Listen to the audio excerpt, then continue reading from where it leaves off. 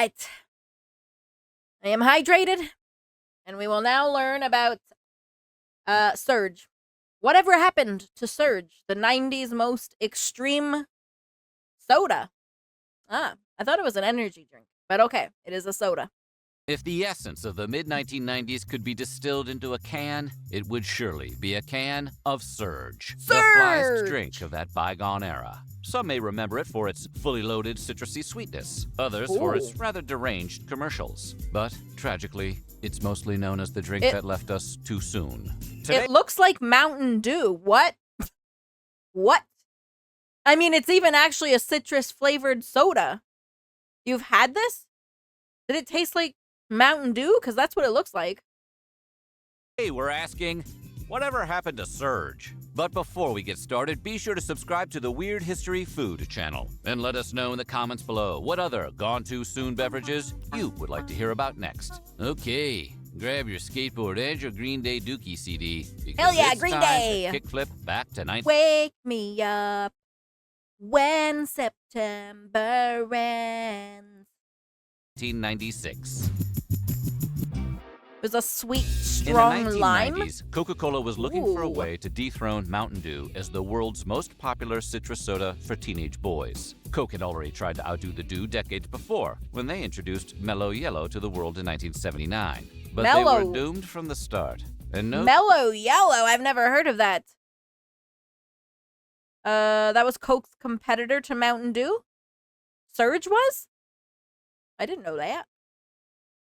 I didn't know that. Guest appearance in Days of Thunder was going to fix that. Mellow Yellow just didn't have the same hyperactive, grounded in middle school energy as Mountain Dew, and we're willing to bet it never will. So if Coke wanted to compete, they needed to develop a whole new recipe. Because this was the 90s, it needed to be something cool and extreme, like a crocodile wearing sunglasses. Oh man, that was so extreme!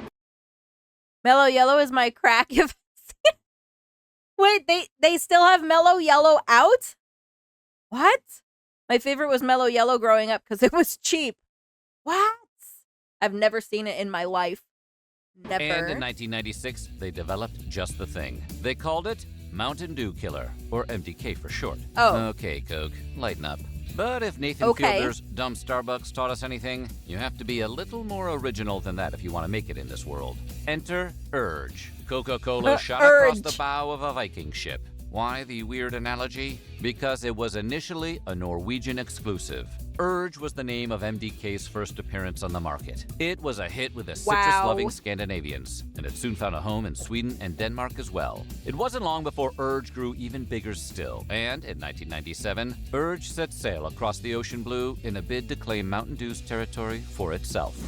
Ah, okay. Already well established in America, Mountain Dew had sprung from humble Tennessee origins, where it once had a country bumpkin for a mascot and used the slogan, Mountain Dew will tickle your innards cause there's a bang in every bottle. They should bring that back, because who can resist a cola-slinging bumpkin? But in 1992, PepsiCo rebranded the Dew for a cooler, more youthful audience. They introduced the slogan, Do the Dew, and started buying up ads that featured BMX bikers and skateboarders. That's rad. Mountain Dew soon became synonymous with the X Games, and it wasn't long before every cool kid in town was chugging Mountain Dew while rollerblading past the local library and giving all the books the finger. By 1997, Mountain Dew held 80% of the heavy citrus soda market. If Urge wanted to compete, they'd have to go bigger, hipper, and more extreme. So, Coke renamed the project Surge and dropped... Let's just add an S to it so then it's Surge instead. What? My grandma took away my Surge once she read the ingredients? Oh no, I guess we'll find out about that.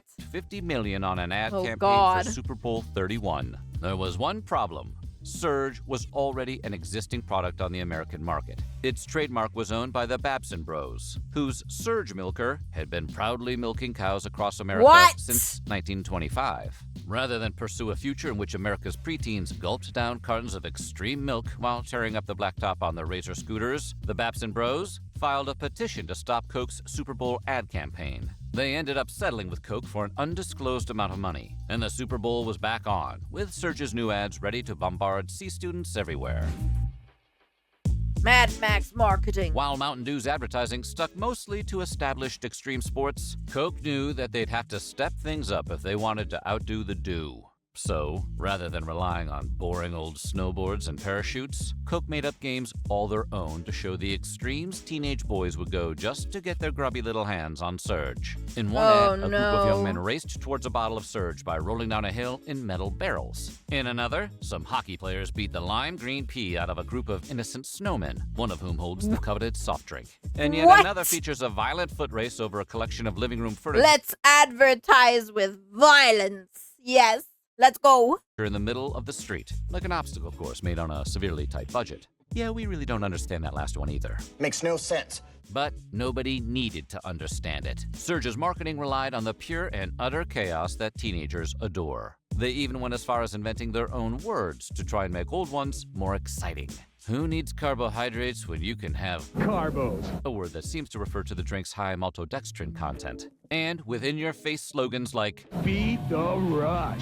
and My gosh. Coke had everything they needed to lure young millennials away from dusty old Mountain Dew and under the crisp new wing of Surge. Unfortunately for Coke, they might have taken things a bit too far.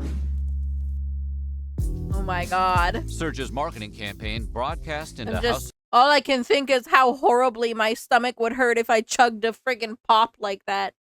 sold across America images of geared-up teens wreaking havoc. But by trying to make Surge seem more extreme than Mountain Dew, Coke may have pushed the envelope of what was socially acceptable. Whoops. The message to parents was clear. Drinking Mountain Dew will make your kid pick up a skateboard and memorize every level of Sonic the Hedgehog 2. Drinking Surge, though, that'll make your kid go nuts. Reports started coming in from schools across the nation. Oh, no. Kids were drinking Surge at school, and they were acting like little maniacs because of it. Although, whether the kids were acting out because of the actual contents of the drink, or were merely imitating Surge's dystopian extreme marketing campaign, is unclear. But nuance can't hold a candle to hordes of angry parents. As far as they were concerned, Surge was making their kids crazy, and it My had God, to go. it's such a bright Suit green. campaigns took off in school districts all over the country to have Surge removed from school vending machines, even though What was in Mountain it? Dew was allowed to stay. Some schools even banned kids from bringing Surge onto the grounds, like it was a handle of scotch rather than a can of corn syrup and water. Any attempt to bring the black market product into the classroom would result in swift disciplinary action. But what these parents my and gosh! administrators didn't seem to realize, or didn't seem to care, was that Mountain Dew actually had more caffeine in it than Surge by 4 whole milligrams. What? Like their kids, they had fallen for Surge's Then what the hell was in the Surge? I want to know! chaotic marketing, and they went after Surge regardless of the facts. I want to know! In spite of the backlash, or maybe because of it, Surge had strong initial sales. In 1997, Coke sold 69 million cases of Surge, a far cry away from Mountain Dew's 605 million cases. But a good surge towards building Surge's brand into a true Dew competitor. They soon dropped Mountain Dew's market share down to 66% from its previous 80%. Sergio Zyman, Coca-Cola's chief marketing officer, and a man whose name matched the bodaciousness of Surge, was the man behind this initial success. Believed by many in his time to be a maverick of the advertising world, he had repeatedly bucked convention and had successfully rebranded Coke's products for a new generation. Wait, I thought that was a Pepsi slogan. Even though Zyman was responsible for the notorious failure of New Coke, hey, they can't all Hey, be New home runs. Coke! His image in the industry remained that of the rebel through to the end. A year after Surge's launch, though, Zyman resigned from Coca-Cola for disputed reasons, because the guy behind Surge was never going to go quietly. Unfortunately, Okay. the vacuum he left behind left Surge in the lurch. Zyman was replaced by Charles S. Frenette, a man eager to return Coke to the pre-Zyman era of Coca-Cola marketing, and he didn't seem to know how to handle the youth-centered market to which Surge had tethered its brand. In 1998, under Frenette's leadership, Surge's year-over-year sales dropped by almost 25%. That Holy is decidedly not radical. Coke sold under 52 million cases of Surge that year, over 17 million fewer cases than in 1997. All the while, Mountain Dew's sales Damn. only increased. Just 1 year later, Surge's sales numbers weren't even half of what they were in 1998. Fernet, for his part, tried to reduce the product's negative stigma with parents, but the effort was futile. Surge would never recover. Finally, in 2003, Coca-Cola discontinued the product altogether, making Surge just another name in the ranks of fallen soft drinks, like 7-Up Gold or that Pepsi Blue bullshit. Damn. Almost a decade after Surge's untimely demise, Coca-Cola tried yet again to make Mellow Yellow hip to a new generation. They fell back onto their 1990 idea of tying the product to the high-speed antics of Days of Thunder. And in 2010, Coca-Cola launched a new ad campaign that paired Mellow Yellow. What was Mellow Yellow? So if Surge was lime, Mellow Yellow I assume was like a lime lime? With America's favorite pastime, drag Would racing. they They partnered with the National Hot Rod Association How and different gave away could they free taste? cans of Mellow Yellow to adoring racing fans across the nation. Ooh. Even though there isn't much we wouldn't do for a free can of soda, the campaign failed to make a dent in Mountain Dew's sales. And Coca-Cola has since gone back to the drawing board. But whatever happened to Surge? Could it appear on the horizon like Gandalf and restore Coke's Mountain Dew killer? In the years since Surge vanished from the market, multiple communities have popped up across the internet to put pressure on Coke to bring the product back. From SaveSurge.org to the Surge movement, people have digitally shown up by the thousands God, to show what their the heck? support for the discontinued soft drink. In fact, the Surge movement was so successful in garnering support that they managed to raise the $4,000 needed to buy a billboard outside of Coca-Cola's Atlanta headquarters. It read, "Dear Wow. Coke, we couldn't buy Surge, so we bought this billboard instead. Maybe could have invested in something with a better chance of return, like pop figures or a savings account." But the higher-ups at Coke saw this message, and they responded. Resurgence. More than 10 years after Surge was discontinued, Coke gave it a second shot. In 2014, the company announced that due to pressure from online communities, Surge was once more coming back onto the market. The announcement, made over Facebook, got over 3,000 likes and 700 comments. There was joy in the digital streets as ticker tape rained down on imaginary digital cities. Coca-Cola arranged to sell the soda exclusively through Amazon. For a mere $14, anyone could buy 12 16-ounce cans of Surge from Papa Bezos himself, and no parents or school administrators would be around this time to stop them. The anticipation was so great that the initial stock of Surge sold out in just 2 hours. Coke refilled the stock, and it sold out again that same day. But the resurgence was short-lived. It wasn't long before the product disappeared again. For the next few years, Surge scalpers took advantage of its absence, selling the product for jacked-up prices as rumors swirled of its official return. But in 2018, Surge reappeared once more in the most royal of places. Through an exclusive deal with Burger King, Surge briefly rented a room in Coke's freestyle soda machines across America. What's more, Burger King even gave the drink its own limited-time slushie. It's slushie? good to be king. All good things must come to an end, though, and Surge seems to have wandered off and disappeared once again. But for those of you who can't wait for Surge to show back up, there's hope. Remember Urge, the Norwegian predecessor to Surge? It never went off the market, and is still just one quick cruise line away from being yours. While it trades Surge's toxic green look for a muddy brown color, that looks like beer. According to some, the recipes aren't quite identical. Urge may just be the only hope for getting your Surge fix anytime soon.